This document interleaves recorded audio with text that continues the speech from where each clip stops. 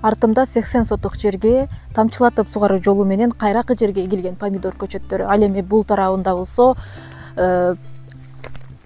мөмө жемиштин көчөттөрү, жалпысынан мөмө жемиштин 5-6 түрү, анын дагы өзгөчө 20дан ашык сорту бар. Бул жөнөкөй дыйканчылык же багбанчылык эмес, бул профессионалдуу багбанчылык.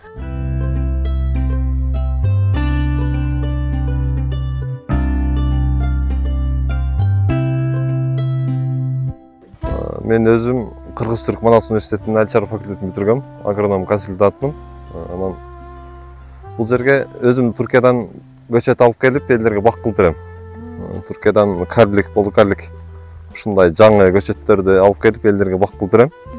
Бул жердеги көчөттүн баары Турциядан келген, Өзбекстандан да көчөтүн алып келип тиккенбиз. Бул эми полукарлик, карлик көчөттөр Өзбекстандан бар экен.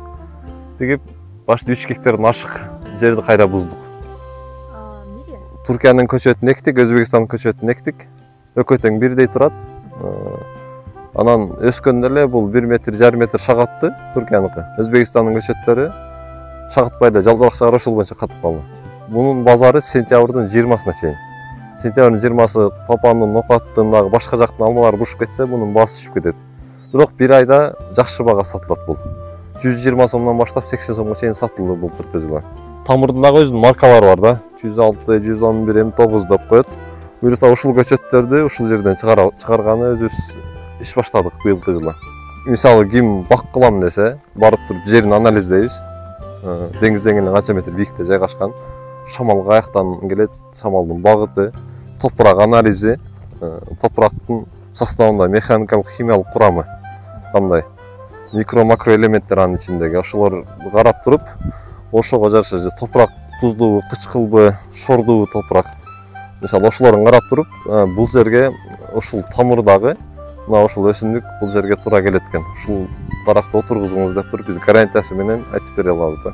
Тамчылатып сугаруу сөзсүз болуш керек. Болбосо болбойт. Тамчылатып сугарыш интенсивдүү бакта тамчылатып сугарыш керек. Полукарлик алмаларды мондай буташ керек. Мына лидер деп коет, веретена деп коет, өздөрүнүн аттары бар да мындагы. Мына лидер кетет, үстүгө карапчы. Лидер кетет, бул жакка бири-бирине конкурент болбогон шактарды коюп коебуз. Мисалы, мына шак мына конкурент болду, буну азыр алып койсо болот. Жашыл буто депчи. Бул шак мына конкурент болду, буну деле алып коебуз. Бул жактан өсүп кете берет, болду. Ушундай. Баштаганда эми аз эле кетет деп баштаганбыз, кийин баштагандан кийин артка жол жок болуп калды. Мисалы, сууну тартсак болот, ошол сууну ошол 4 километр жогорудан тартып келгенбиз. Мына бул суунуч 76 турбада сууну тартып, жерге көмүп, айдарлатып, бир ай болбогон эмени. Анан тартып келип сууну бул жакка алып келгенбиз. Жогору жакта канал бар экен го. Жок, ал каналдан тартсаңыз, эми бул жакта эгин талаалар бар. Алар менен илдеттери, дагы башка нерселери агып келет. Аны биз мотор менен тарттырсак, ага деле мотор кетет, башка кетет, ошентип. Бул жагы эле бизге оң да. Алмурттун бир 6-7 сорту бар бул жердечи. Кайсыл сорт ушул жерде жакшы түшүм берип, кайсы жакшы сатылат базарга. Анан өзүнүн бактериальный ожог дагы башка илдеттер бар. Кайсы сорт ошол илдетке туруктуу деген экспериментальный бир эме изилдөөнүн негизинде тигилген бак. Алар бар. Бул жерде экспериментальный көрүп турганыңыздардай ар түрдүү. Айва бар, биалманын 3 сорту, шабдалынын көп эле сорту жок, бирок жакшы сорттор бар шабдалындагы.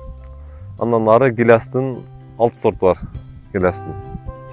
Мына фертигатор деп коет. Ошону бул жакка киргизебиз. Анан киргизгенде мынабы биякта болот башөктөн. Мына фертигатор. Анан бул жактан кошулат, анан кайра айланып барып туруп, эме болот. Суу менен кошо азык кете берет. Помидор бул жер негизинен арык жер, анан кайрак жер да. Өтө күрдүүлүгү начар бул жердинчи. Бүт макро-микро элементтер жетпейт. Негизи помидордун аралыгын 50-70 кылыш керек эле да.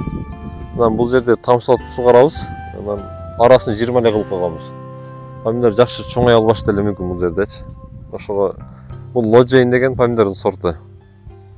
Лоджейн деген сорт ошого жакын ыйып койгонбуз. Негизи буларды 70-50 кылып эгиш керек аралыгычы. Чоң болуп жакшы түшүм берет. Бул сорттун өзгөчөлүгү, мисалы эрте жазда жаңылык катары бышкан клубникалар бул түгөнүп калды, эң акырында келген нерселерчи. жаңылык катары базарга чыгат. Базарда конкурент жок, өрүк жок, киряс жок, дагы башка жаңы нерселер жок. Эл жаңылык деп бир гана ушул клубниканы жейт, бирок баасы кымбат болот. Тонналап сатсаңыз дагы мунун 1 килограммын 600 сом, 500 сомдон сатып койсоңуз ошол жагы жакшы да. Эрте жазда иши бүтөт, ошол боюнча күздө бир аз берет. Бул жерде былтыркы жылы 1-түшүмдө 15 апрелде саттык. Быйылкы жылы погода бир аз суук болгондуктан 20 апрелде чыкты биринчиси. Ошол 500 сом болгондо чыкты быйылкы жылы.